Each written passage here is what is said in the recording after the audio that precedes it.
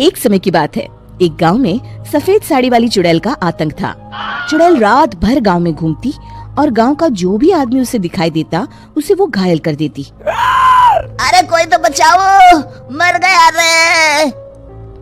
एक रात हरिया अपने खेत से अपने घर लौट रहा था कि तभी अचानक उसके सामने चुड़ैल आ जाती है।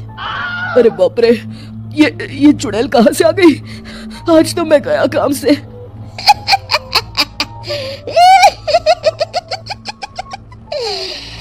आज मुझे मेरा शिकार मिल गया।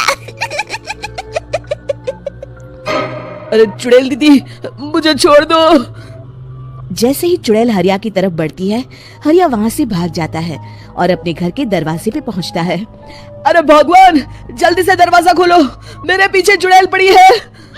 हरिया की पत्नी जल्दी से दरवाजा खोल देती है। अरे आप इतना हाफ क्यों रहे हैं? अरे मेरे पीछे चुड़ैल पड़ी है, आज तो मैं बाल बाल बच गया।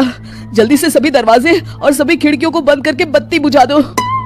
तभी चुड़ैल हरिया के घर के पास पहुंच जाती है।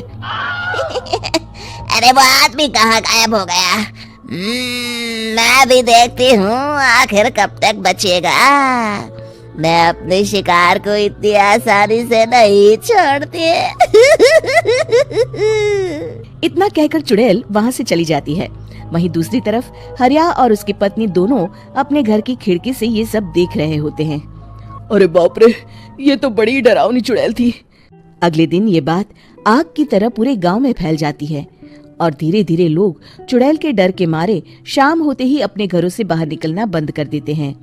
कुछ दिनों के बाद भाई, मैंने तो इस चुड़ैल के डर के मारे रात को अपने खेतों को पानी देना बंद कर दिया है। कहीं मेरी फसल सूख गई तो मैं तो कहीं का नहीं रहूंगा। साहूकार का कर्जा कैसे चुकाऊंगा? अरे भाई, पूरे गांव वालों का यही हाल है।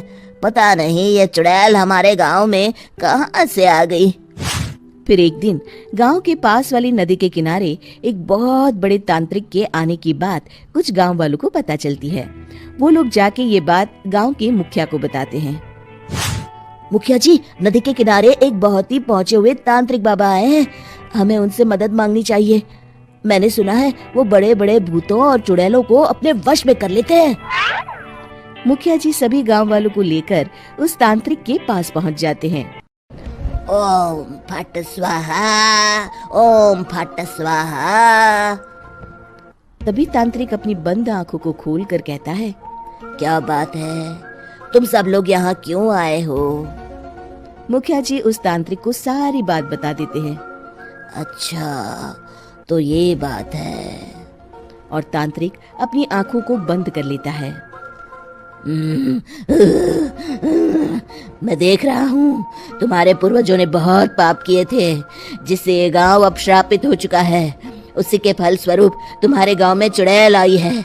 ये चुड़ैल बहुत खतरनाक है, ये किसी को नहीं छोड़ेगी। हे भगवान, मर गए रे, अब क्या होगा? तभी गांव के मुखिया जी कहते हैं, बाबा, इस चुड़ैल से हम सबको बचा लीजिए। कोई तो उपाय होगा। इसका सिर्फ एक ही उपाय है। सभी गांव वालों को बारी बारी हर दिन अपनी आधी फसल उस पहाड़ी के ऊपर बनी काली गुफा में छोड़ के आनी होगी। तभी उस चुड़ैल की भूख मिटेगी और श्राप का प्रभाव खत्म हो जाएगा और तुम सब जिंदा बच जाओगे।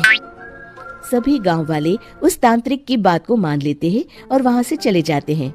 फिर अगले दिन से रोज उस गांव के लोग बारी बारी से अपनी आधी फसल उस काली गुफा के पास जाकर रखाते। कुछ दिनों बाद हरिया की बारी आती है।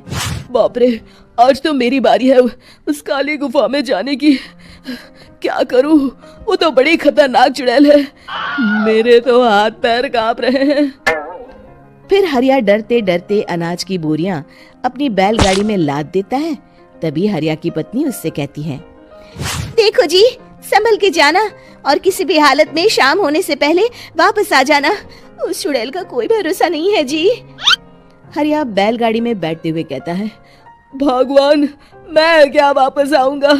लगता है अब तो मेरी खबर ही आएगी। इतना कहकर हरिया वहां से चला जाता है। रास्ते में जंगल से गुजरते हुए हरिया की बैलगाड़ी का एक चक्का बड़े गड्ढे में फंस जाता है। हे भगवान, अब ये क्या मुसीबत है? हरिया नीचे उतर के पूरी ताकत से अपनी बैलगाड़ी को गड्ढे से निकालने की कोशिश करता है। बहुत देर मेहनत करने के बाद हरिया की बैलगाड़ी उस गड्ढे से बाहर निकल जाती है। हे भगवान, अब तो शाम होने वाली है, आज तो मैं गया काम से। जैसे तैसे हरिया काली गुफा में पहुंच जाता है। अरे मर गया रे, यहाँ तो चारों तरफ डरावना माहौल है। मैंने यहाँ आने में बहुत देर कर दी, कहीं चुड़ैल नाराज ना हो जाए। हरिया अनाज की बोरिया वहाँ रख के जैसे ही जाने लगता है, तभी उसे किसी के आने की आवाज सुनाई देती है। हरिया एक कोने में छुपकर अंदर देखने लगता है। चुड़ैल वहाँ आती है और फिर अपने चेहरे से नकली चुड़ैल का मुखौटा निकाल देती है। हरिया ये देख के हक्का बक्का रह जाता है। तभी चुड़ैल कहती है, भैया यहाँ आना। आज तो बहुत अनाज आया है, इसे मिलाकर अब हमारे पास ढेर सारा अनाज जमा हो गया है। कल ही हम इसे शहर में बेच आएंगे और माला माल हो जाएंगे। तभी अंदर से नदी के किनारे वाला तांत्रिक बाहर आता है। अरे ये तो तांत्रिक बाबा है। हाँ, अब तो हम दोनों की जिंदगी मजे में कटेगी।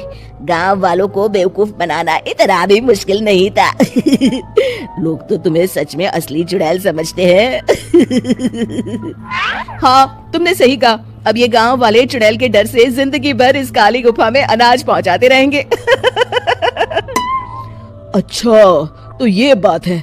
ये दोनों पूरे गांव वालों को बेवकूफ बना रहे हैं। अभी जाकर सबको बताता हूँ। हरिया उन दोनों की पूरी बातें सुन लेता है और जल्दी से वापस गांव में आता है। गांव वालों को पूरी बात बता देता है। इससे पहले वो दोनों हमारा अनाज लेकर शहर जाए, हमें उन दोनों को पकड़ना होगा। उधर दूसरी तरफ नकली तांत्रिक और नकली चुड़ैल बनी औरत एक बड़ी गाड़ी में सारा अनाज लाद के वहाँ से निकलने की तैयारी कर रहे होते हैं। जल्दी करो, इससे पहले हमें कोई देख ले, हमें यहाँ से निकलना होगा।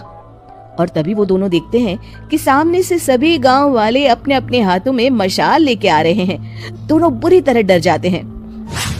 रुक जाओ, तुम दोनों का भांडा फूट चुका है। अरे मर गए रे, ये गांव वाले कहाँ से आ गए? तुमने क्या सोचा इतनी आसानी से यहाँ से निकल जाओगे? ये अनाज हमने अपने खून पसीने से दिन रात खेतों में मेहनत करके उगाया है। दोनों मुखिया जी के पैरों में गिर जाते हैं। हमें माफ कर दीजिए, हम दोनों एक नंबर के कामचोर हैं, बिना मेहनत किए पैसे कमाना चाहते थे। हाँ, अब हम आगे से मेहनत मजदूरी करके पैसे कमाएंगे, हमें कुछ मत करना, हमें छोड़ दीजिए। इतना कहके दोनों गांव छोड़ के भाग जाते हैं और सभी गांव वाले फिर से खुशी खुशी रहने लगते हैं। शिक्षा, तभी तो कहते हैं कि किसी भी समस्या का समाधान केवल सूझबूझ से ही करना चाहिए और कभी हिम्मत नहीं हारनी चाहिए। दोस्तों, हमें उम्मीद है कि आपको हमारी ये कहानी पसंद आई होगी। कृपया हमारे चैनल को सब्सक्राइब करें और सभी अपडेट्स के लिए बेल आइकन जरूर दबाएं। और हाँ, वीडियो लाइक और शेयर करना मत भूलिएगा। Bye bye.